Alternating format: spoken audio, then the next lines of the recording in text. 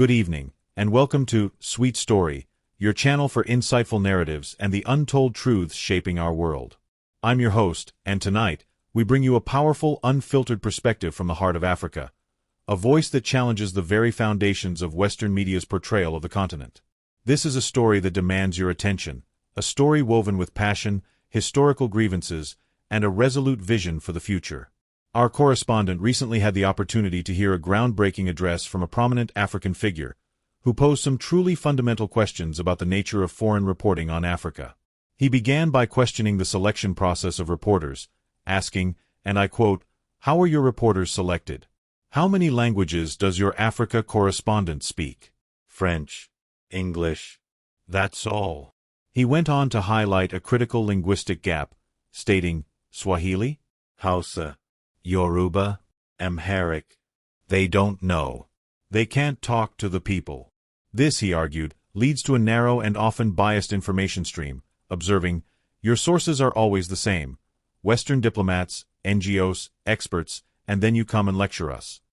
This sets the stage for a critique that delves deep into historical injustices and perceived media complicity.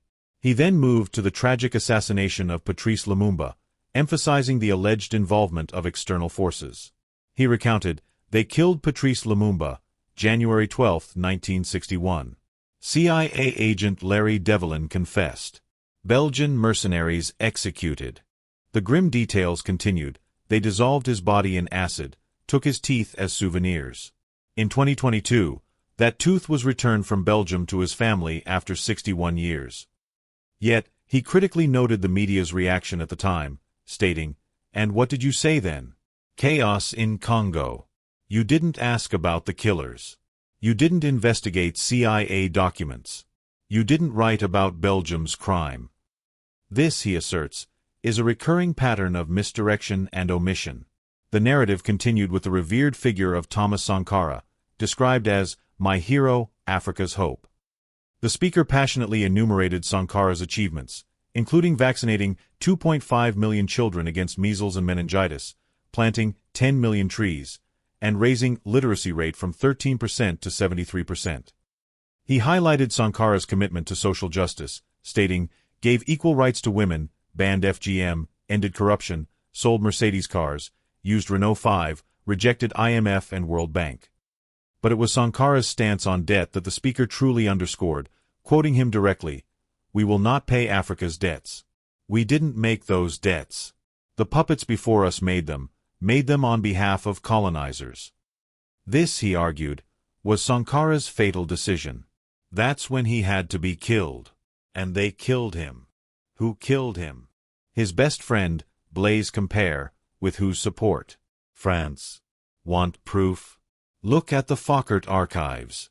Jacques Foccart, France's Africa Affairs advisor. Everything is written there.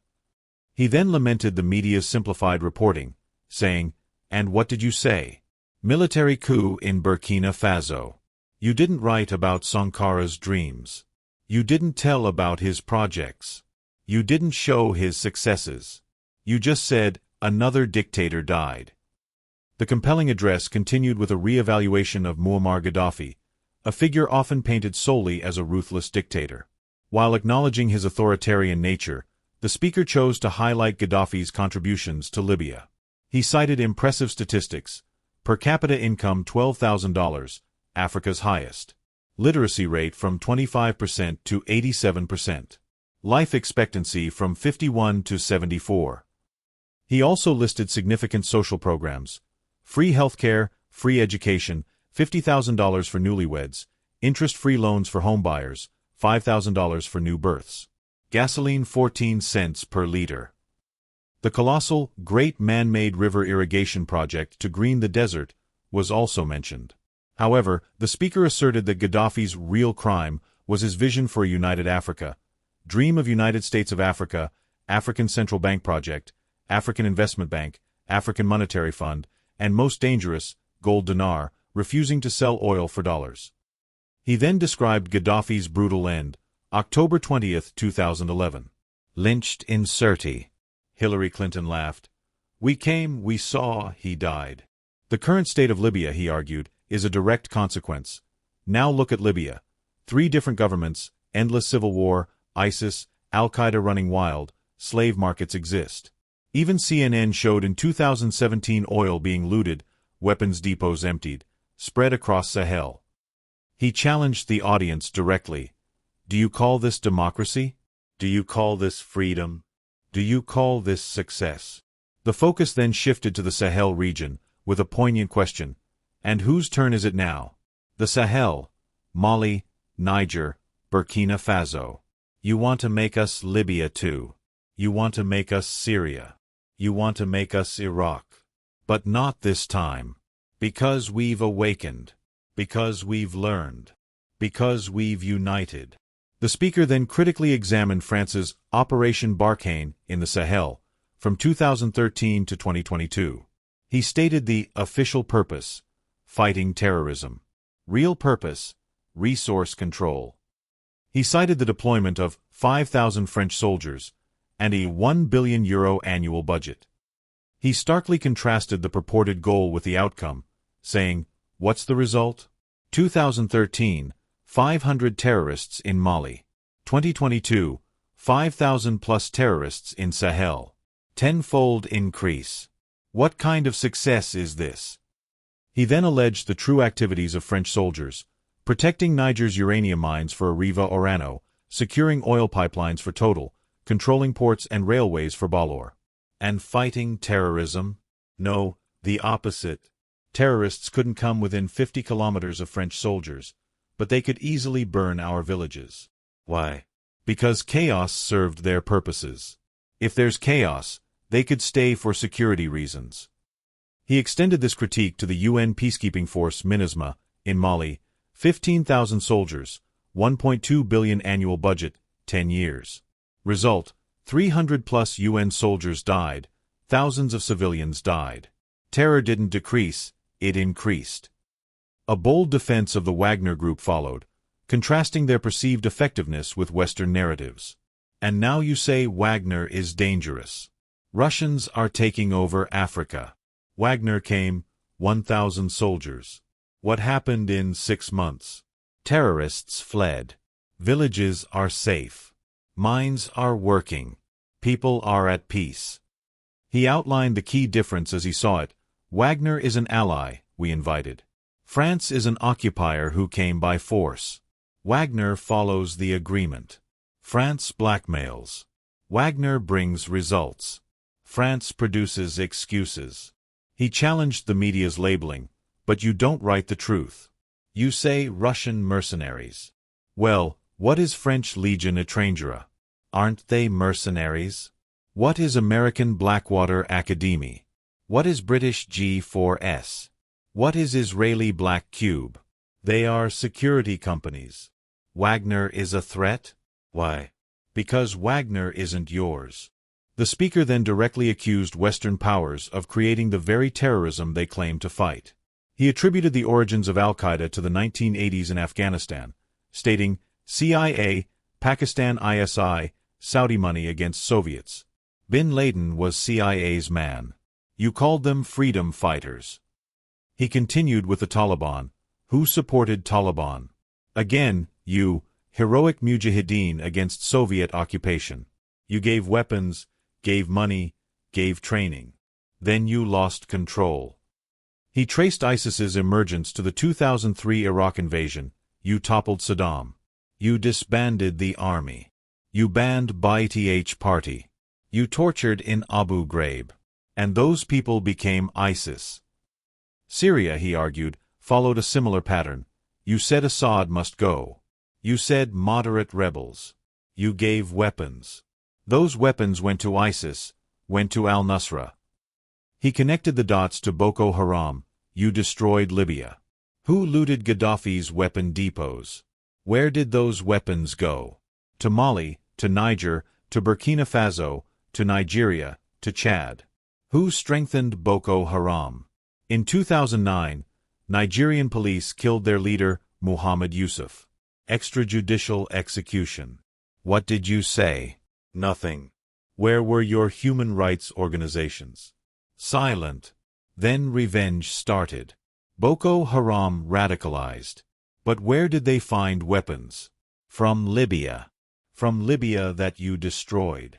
He then concluded this powerful segment with a direct accusation. And now you come to lecture us about fighting terrorism? You're helping us clean up the monsters you created? No. We've seen the game. Now terror is your Trojan horse. You come with the excuse of terror. You stay. You exploit. But it's over now. We'll provide our own security. We'll fight with our own methods. And we'll win. Because we are the children of this land. We know this land. We know these people. We can distinguish terrorist from villager. We don't fight from drones, from satellites, from 10,000 kilometers away like you. And we're winning. In Mali, in Niger, in Burkina Faso, terror is ending. Villages are safe. People are hopeful. Because now our own army, our own police are fighting, not for foreigners, but for the people. He then turned his criticism towards Western notions of democracy and human rights. But you can't digest this. You say democratic backsliding. You say human rights violations. Which democracy? Which human rights? How many people are detained without trial in Guantanamo? What happened in Abu Ghraib? Who did you kill in Bagram? Who did you torture in CIA's black sites? Why is Julian Assange in prison for exposing your war crimes? Why did Chelsea Manning spend years in prison for leaking the truth? Why is Edward Snowden a fugitive for revealing you spy on everyone? And you lecture us about human rights. He continued to list alleged Western atrocities. How many civilians died in your drone strikes? You say collateral damage and move on. How many weddings did you strike in Pakistan, Yemen, Somalia? How many schools did you bomb? How many hospitals did you burn? And you teach us the laws of war. He spoke from personal experience. Look, I come from war. I know the front. I've seen death. I've carried wounded soldiers. I've consoled mothers of martyrs. And I tell you, a real soldier protects his people. A real soldier doesn't harm civilians. A real soldier fights with honor. Your mercenaries, your drone pilots, your special forces, they're not soldiers, they're killers. They kill people by pressing buttons from 10,000 kilometers away, then go home and play with their children. We don't fight like that. We look our enemy in the face. We protect civilians. We fight with our honor. We die with our honor. And we'll win, because the righteous win. Because those who fight with their people win. Because those who fight for their land win. The speaker then meticulously deconstructed Western media's operational mechanisms, claiming insider knowledge. Let's return to your media. I know how you work. I have friends who work within the system. There are journalists with conscience, but they stay silent. Why? Because the system silences them. Those who write the truth get fired. Investigative journalists are laid off due to budget cuts. Dissenting columnists are shown the door because reader interest has declined. He then described what he sees as their replacements, and what replaces them. Experts from think tanks, NGOs, universities, all saying the same thing, all defending the same thesis. West is good, Africa is bad. He pressed further on the funding of these experts. So, who are these experts? Where do they get their funding? National Endowment for Democracy, NED, American Democracy Exporter, CIA's legal arm, has fingers everywhere, funds opposition, directs media, creates civil society. Open Society Foundations, George Soros's organization, says, open society, but open for whom? Open to what? Open to exploitation, open to intervention, open to manipulation. Ford Foundation, Rockefeller Foundation, Bill and Melinda Gates Foundation, all in Africa doing aid. But what do they get in return? Control, data, influence. And your media is their trumpet. You headline, Gates is saving Africa. But you don't say, how many African children were paralyzed by Gates's vaccine trials? How many farmers committed suicide because of Monsanto seeds? He accused Western media of being masters of storytelling, but always the same story, white savior. He cited historical examples, Remember Live Aid 1985, We Are the World charity concert for Africa. Millions raised. What came to Africa? Corruption increased. Dependency increased. But it was a great story for you. Bob Geldof became a hero. Musicians looked conscientious. Viewers felt good about themselves. Africa remained hungry. Remember Kony 2012, viral video, Stop Joseph Kony, 100 million views. Result, Kony is still free, but the video maker got rich. Invisible Children Organization collected millions. What came to Uganda? American soldiers. And you present these as success stories. He extended this to celebrity involvement. Angelina Jolie, Madonna, Bono, all Africa volunteers. They come, take photos, adopt children, leave. And you say, interest in Africa increased. What interest? Whose interest? Interest for what? Madonna adopted from Malawi. You made headlines, but 100 children die from malaria every day in Malawi. You didn't write that, because that news doesn't sell. Bono became Africa's spokesperson, raised billions with YouTube concerts, but moved his company to Netherlands to avoid taxes. Money stolen from Africa also passes through Netherlands. Did you write about this? George Clooney campaigned for Darfur, said, "Save Darfur." Result: Sudan split. Oil remained in South Sudan. South Sudan is now in civil war. Who's getting the oil? Take a guess. He unequivocally stated, and you always present these as humanitarian aid. But these are imperialism's soft face. These are exploitation's PR. He then presented what he called real numbers to illustrate Africa's financial outflows. Every year, 134 billion in aid and investment comes to Africa. Every year, 192 billion in resources leave Africa. Net loss 58 billion every year. But you only write about the incoming $134 billion. You don't write about the outgoing $192 billion. Why? Because then people will ask, why does Africa need aid? He broke down the components of this outflow. Illicit financial flows, $88.6 billion a year.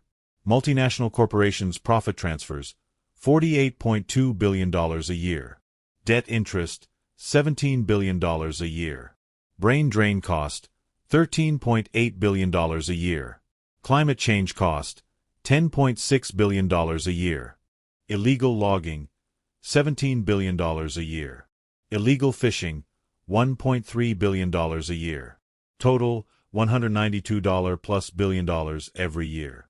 This much resource leaves Africa every year. He contrasted this with Western media headlines. But what are your headlines? EU announces €20 billion aid package for Africa. China gives Africa $60 billion in credit. America grants Africa $8 billion. People read these and think, how generous they are, how charitable, how ungrateful Africa is. But the truth is the opposite. Africa is financing your standard of living. Africa is subsidizing your prosperity. Africa is making your technology possible. The cobalt in your iPhone from Congo. The lithium in your Tesla from Zimbabwe. The tantalum in your computer from Rwanda. Your jewelry from Botswana. Your chocolate from Ivory Coast. Your coffee from Ethiopia. Your oil from Nigeria. Your uranium from Niger. And what do we get in return? Debt, poverty, humiliation. But enough. This game will end now, because we've awakened. The speaker highlighted the growing online movement. Our youth are sharing the truth on social media. Hashtag #BarFranceOut, used 100 million times. Hashtag Africa is bleeding, 50 million. Hashtag Stop Exploiting Africa, 75 million. And what are you doing? You say, Russian bots. You say, Chinese agents. This is real anger. This is real awakening. There are millions of youth on TikTok, videos celebrating French soldiers leaving, images applauding Wagner's arrival, content explaining the truth on Twitter, Instagram, Facebook. The same voice everywhere. Enough. And you're panicking, because you're losing control. You're losing the narrative. You're losing the monopoly. He then criticized Western fact-checking organizations. You established fact-checking organizations. AfricaCheck, AFP Fact-Check. Who funds these? Facebook, Google, Bill Gates, the same system again. What are you checking? Whose facts are you defending? We say France exploits $500 billion a year. You say, false, only $440 billion. As if that changes the situation. As if $440 billion is little. We say Wagner has been successful. You say, Wagner violates human rights. Well, what were French soldiers doing? Bombing Fula villages, arming Dogon militias, accidentally striking weddings? Your hypocrisy is so obvious that no one believes you anymore. He then invoked a specific quote from Anderson Cooper of CNN, "Democracy is declining in Africa," and used it to highlight perceived Western hypocrisy. Which democracy, Anderson? Your democracy. America's democracy? Your Capitol riot, January 6, 2021. You said, attack on democracy. 5 people died. Our Sankara assassination, October 15, 1987. You said, internal matter. 1 person died, but that person was the hope of 20 million people. He continued to draw parallels.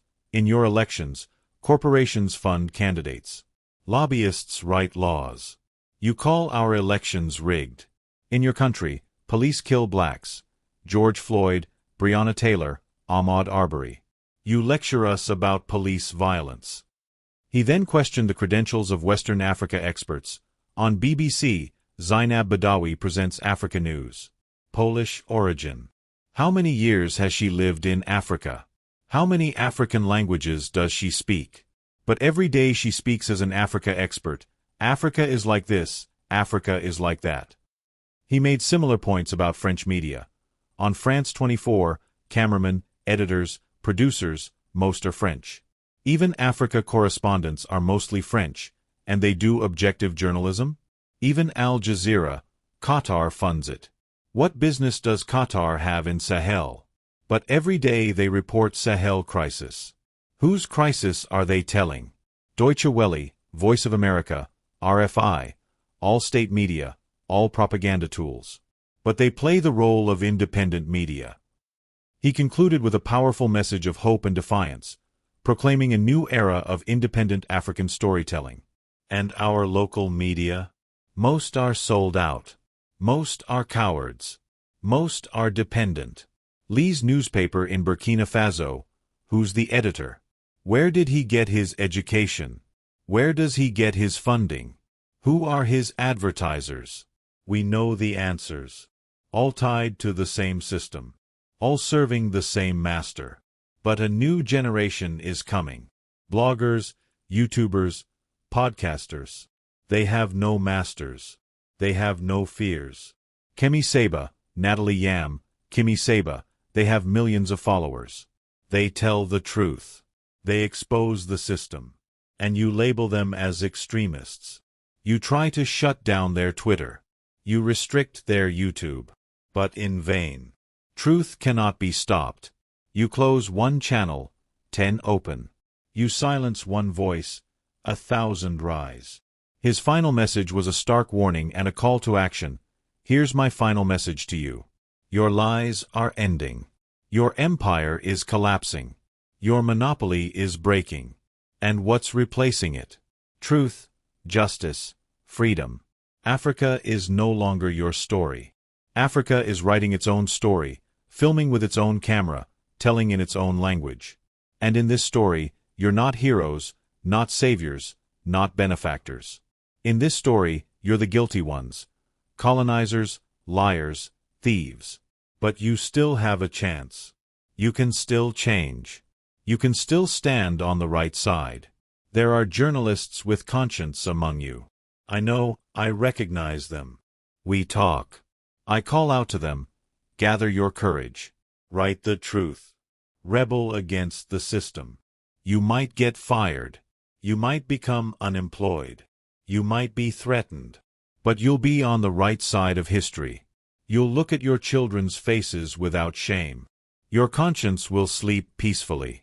And Africa won't forget you. Africa remembers its friends and its enemies. Be like Edward Snowden. Be like Julian Assange.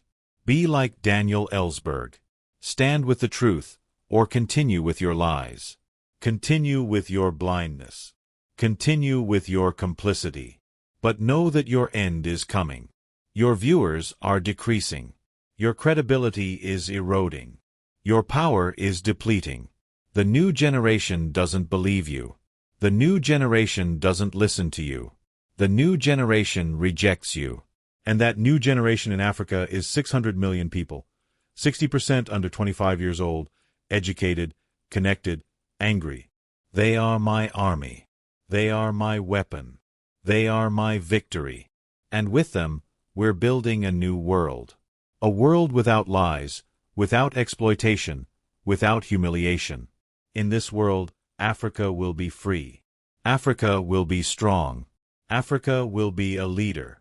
And you'll remain just as a bad memory, a shameful footnote, a cautionary example.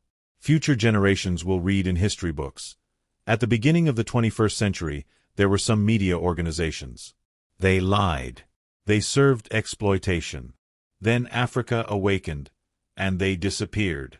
That's your end. Inevitable, unchangeable, certain. I am Ibrahim Traoré. Not Burkina Faso's leader, but its servant. Not Africa's dictator, but its child.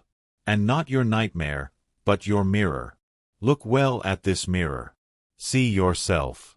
See your lies, your hypocrisy, your crimes. And prepare, because Judgment Day is coming. Africa is awakening. The world is changing. Justice is manifesting. And you'll just watch. You won't be able to do anything else, because history is on the side of the people. Truth is on the side of the oppressed. God is on the side of those who persevere, and we persevered. A truly powerful and provocative address, offering a profound challenge to established narratives. This has been a special report on Sweet Story.